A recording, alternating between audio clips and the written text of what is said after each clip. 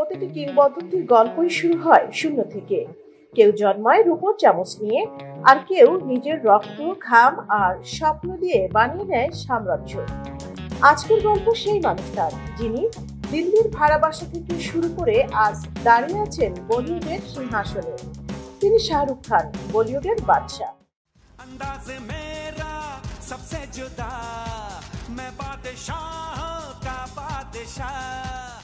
বিশ্বের অন্যতম ধনী অভিনেতা। একসময় দিল্লির থিয়েটারে অভিনয়ের স্বপ্ন নিয়ে রাস্তায় রাস্তায় ঘুরতেন শাহরুখ।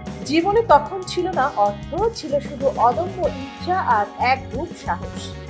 আজ সেই মানুষটির সম্পদের পরিমাণ 12,490 কোটি রুপি, বাংলাদেশি টাকায় প্রায় 17,135 কোটি টাকা।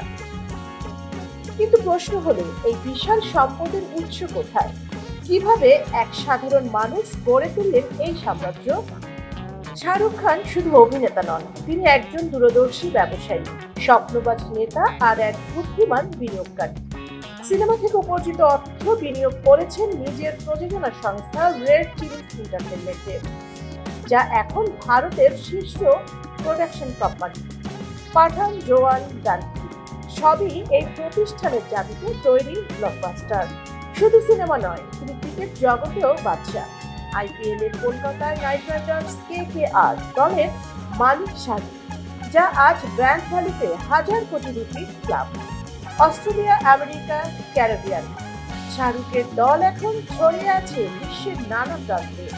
আর কথা যখন আসে বিলাসিতার, মুম্বাইয়ের সেই বিখ্যাত বাড়ি মান্নার, যা শুধু একটি বাড়ি নয় বরং এক স্বপ্নের প্রতীক। মূল্য প্রায় 200 কোটি rupee. Dubai, London, Los Angeles, যেখানেই যান শাহরুখ রেখে গেছেন নিজের স্বাক্ষর। তবু শাহরুখের আসল সম্পদ অর্থ নয়, তার মেধা, অধ্যবসায় আর বিশ্বাস।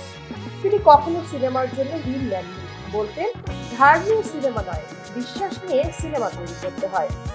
আর সবকিছুর পেছনে এক অনড় শক্তি, তার স্ত্রী গৌরী খান। তিনি শাহরুখের জীবনের স্মৃতি, তাদের সন্তানরাই তাদের সবচেয়ে বড় প্রেরণা।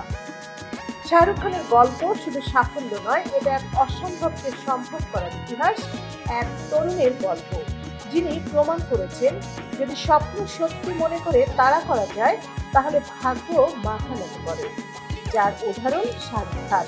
তিনি বলিউডের বাদশা, তিনি কোটি মানুষের অনুপ্রেরণা। সারা বাংলা।